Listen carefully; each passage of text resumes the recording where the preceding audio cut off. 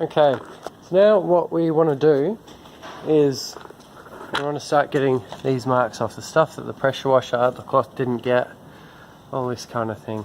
Texture, this side's not too bad, but even you can see like fine marks.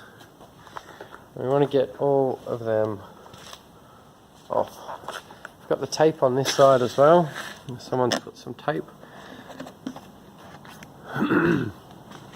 So the way we do that, we use a product, it's called Wax and Grease Remover, or Prepsol. That's our first attack, and if the Prepsol doesn't get it, we switch to thinners. So the thinners essentially takes the paint. You can't use thinners on plastic unless you're very, very careful, and what it will actually do is take the top layer of the plastic off, and it's a bit of a skill using thinners on plastic. It's a bit of a skill using thinners on the paint, to be honest, as well. If you go too hard or you rub too much, you're going to rub straight through the paint, because what it's basically doing is you put the thinners on and you're wiping away the top layer of paint. It makes paint very soft as well, so if you scratch it with your nail, you're going to just scratch straight through the paint. Whereas the Prepsol or the Wax and Grease Remover, that's a lot gentler. You can use that on plastic, you can use that on basically anything. It's really good at getting stickers and that sort of thing off.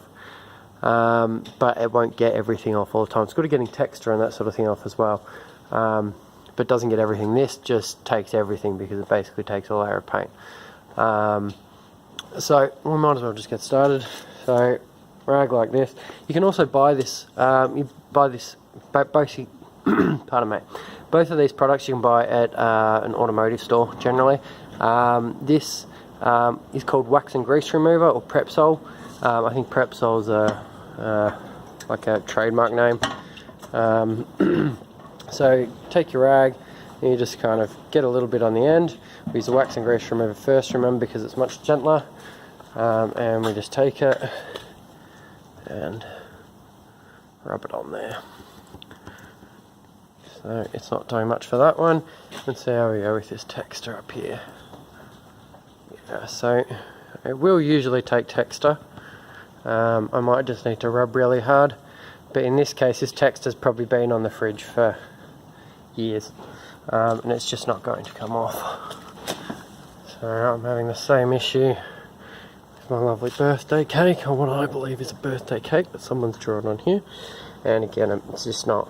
You can see it's coming off a little bit. I'm going to be here all day, and I mean, if you're nervous about using the thinners, maybe you're going to sit here and use elbow grease all day to get this stuff off. But this is a fridge that I'll be taking and selling, and at the end of the day, it's got to be economical. So I'll be switching to thinners to get that off. So this tape is easily going to be the worst to get off. And I'll just come back for more Wax and Grease Remover. It helps sometimes if you kind of use the rag and you kind of push it to get the actual liquid to come out. You really want to saturate this type of thing, get it to absorb in a bit. And if you've got a sticker or something, you kind of sometimes need to start working. There'll be like a top kind of plastic layer, and until you get that off, this wax and grease can't really do its work. Sometimes it'll penetrate straight through. If you can leave it for a little while, that always helps, especially if this were not I guess a vertical surface, rather horizontal, where the product could just sit on top. That really helps it penetrate and makes it really easy to get off. So good for glues, good for textures that haven't been left too long. You can see there's this tape residue here, kind of like a clear kind of sellotape thing, and then someone's pulled it off. Or I pressure washed it off. One of those two things has happened. I'm struggling to get it to happen. There we go, you can really barely see it. But this kind of glue just comes out, wipes straight off. So you can see this is coming off pretty easily too. So now another thing you might want to have, I'm just going to grab them, should have been a bit more prepared than this, is you can get this kind of thing at a hardware store. It's just a plastic scraper. And you also want a razor blade or a Stanley knife, and you just kind of want the blade section, and I've misplaced mine because I work in a complete mess at all times. Where have I put it? There we go. So this is just a holder. In the end, it's got a razor blade, but you could use like if you had a Stanley knife and the blade inside, just take that blade out and it's basically going to be a razor blade. Just a bit tricky to hold.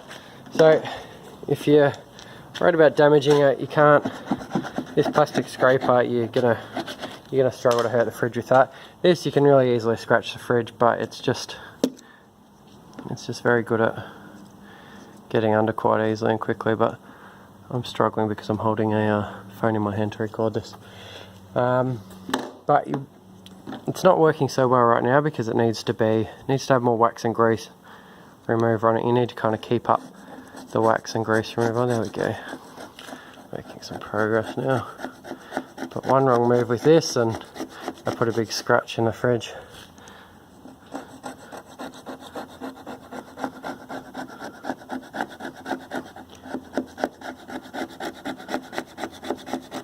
So, and the thinners is just great at getting this kind of stuff off. If you've just had enough and you're like, alright, I just want this to be done, switch over to thinners. So, and I'll show you that now. I don't know how well it's going to take to this tape. We'll try some thinners. And you can use a different rag. I'm going to use the exact same rag, but a different side of the rag. You just got to kind of keep track if you're going to do that. Which side of the rag you're on. If you've got any cuts on your finger, this product really hurts. Wear gloves probably. So now we're coming back to those same exact marks I tried to get before with the wax and grease. And here we go.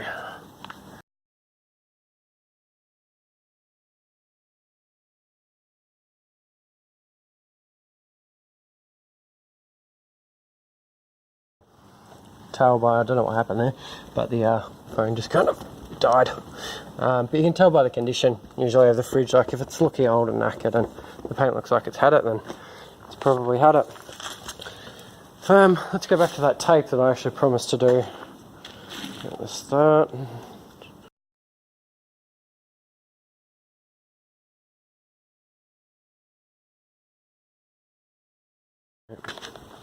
Back on this scuff.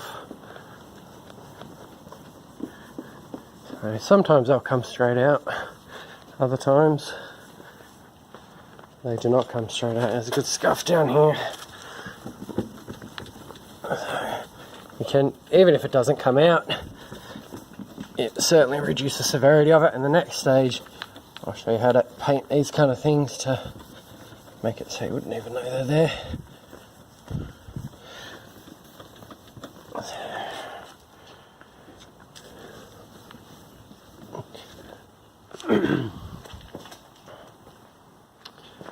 Alright, well I'm going to finish this without you because this is, I'm not going to teach you anything new, it's slowing me down. So I will come back shortly when we've finished the scuff removal and getting all this tape off, and then I'll show you how to paint it.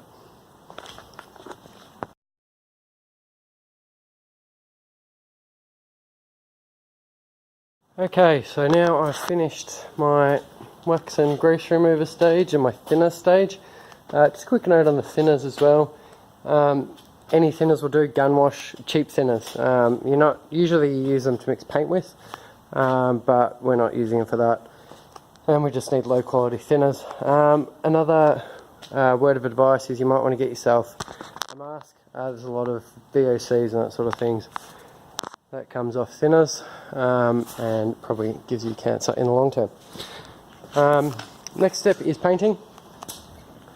You can see that I mostly used thinners on this fridge because I was lazy, and I didn't pay any price for it, which was nice. You can see there's a scuff there that's not really come out, scuffs there, and there's a substantial amount of damage on the door, and you can see there's also some dents. Those dents we're not going to bother with. There's not really much you can do once you get dents. You could probably use fill or a bog or something, but you start to get outside of how much the fridge is worth, and you don't probably want to go down that path in terms of the time it's going to cost you or the money it's going to cost you to get someone else to do it. So we're just gonna, you want to use this is, I don't know if you can get this everywhere, you can certainly get it in Australia at Bunnings. It's just called fridge and appliance paint. It costs 20 bucks a can. You could cheap out with something else. I certainly wouldn't recommend it though. The cheap stuff kind of tends to go yellow pretty quick, and you can see it. This really does a good job of blending in, and it bites all the way through to the primer. It's a good paint, and that's worth spending the money on it. If you're going to do this painting bit, spend more money. Don't cheap out on your paint. I'd just say don't do it if you're going to cheap out on your paint. So you just go real light. So, and then you keep coming back, and it might do little bits. So yeah, you can see like little droplets. That all levels itself out. And then anywhere that we've got marks, it wouldn't come off. And see, I've missed a little bit of stuff there, so I'm going to have to, and I've seen that before I've sprayed paint too close to it, but I'll have to get that off before I'll have to come back. I'll wait for the paint to dry, come back, get that little bit off, and then paint it again. If you make any mistakes, if you go too heavy, you'll get runs. If you see them early, even if you see them late, once paint is dried, come back to your thinners and it'll come straight off with your thinners. The longer you leave it, the harder it'll be to get off, but don't be too stressed if you make a mistake. And honestly, if you make a mistake, you're not even going to see your mistake. You can see down here there's some marks and stuff, but I wasn't thorough enough with the wax and grease remover and the thinners, so that's actually going to come right off, and I'll just be spraying over dirt. So I need to come back and have a bit more of a detailed look at the bottom of the fridge before I go too far.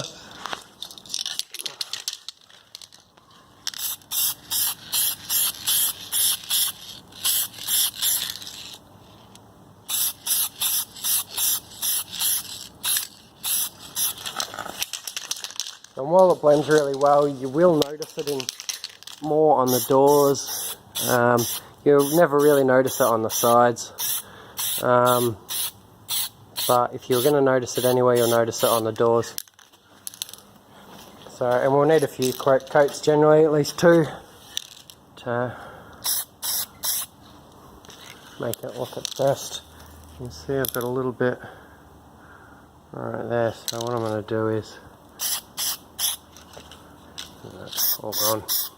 So, and I'll get some paint on the seals, and but I'm not too stressed about that. If that's going to bother you, you're probably going to want to mask up properly, but you'll never notice it, I assure you. So maybe you might notice it if you did it on the side where the door opens. So,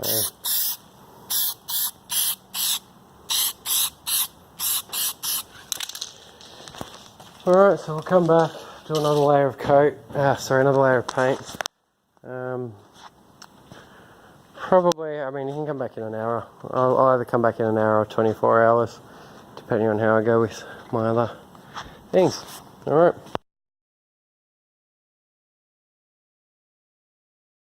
So now we're ready for our second layer of paint. It's probably a couple of hours later. You can see some of it's not covered, so we're just going to spray it. By covered I mean, you can still see some of it. Got a drop of water on there. It's not great. Really should have the fridge dry, but again, because I didn't cheap out on my paint, you can see it really matches well, and it will stick under most conditions.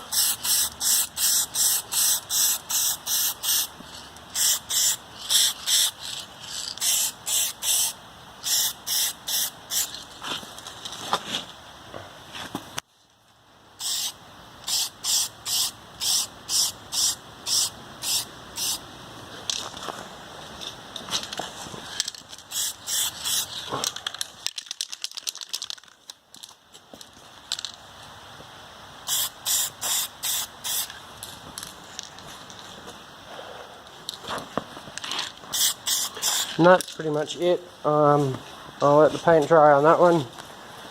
And then it's ready for photographs and should be sold. All good.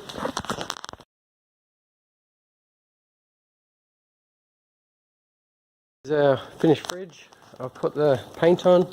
I put 3 coats on this area where it's quite badly scratched. You can see I've gone a bit heavy there, and I've got a little bit of a run there, but you're not really going to notice it too much. If it is bothering you, like I said, this paint will, if you hit it with thinners, it'll just rub back off, but then you have to start again from the start. I'm not too interested in doing that. I'm happy enough with it as it is. So, and this is it after it's bleaching. I've put all the shelves back in. So you can see it's a pretty substantial difference to how it was. This staining here hasn't really come off. It's come off on this top bit pretty well. So I'll show you one last trick we can do. I'm coming back to my thinners and the rag.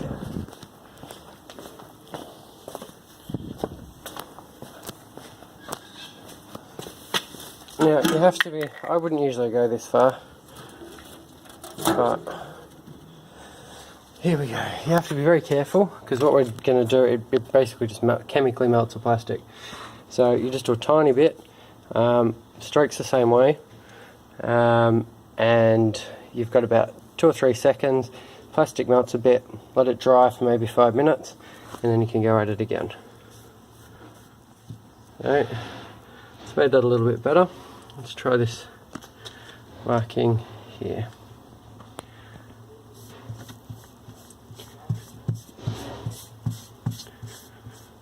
So you don't want to have too much thinners on your rag, just enough.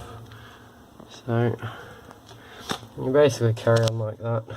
I'll put a little bit more thinners on. So just damp, it's not dripping.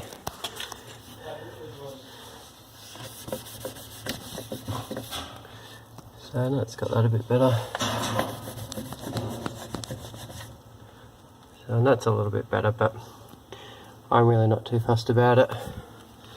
And if you end up going too hard, you'll start seeing the stroke marks, or you leave it, or you go too long, you'll start seeing the stroke marks. Not so much on this kind of, I don't know what type of plastic this is, not so much on this, but definitely more on your kind of ABS plastics. They're kind of harder and shinier, you can tell the difference by looking at them. Maybe it takes keen eye, I don't know. But that's pretty much it. So, you can see the difference for yourself. It's a pretty good fridge. It's gone from being something that was essentially just rubbish to a nice clean fridge that I can sell. Probably somewhere around the $250 to $300 mark, depending on the time of year. I'd definitely say closer to $220, $250 in winter, $300, $350 in summer. Okay.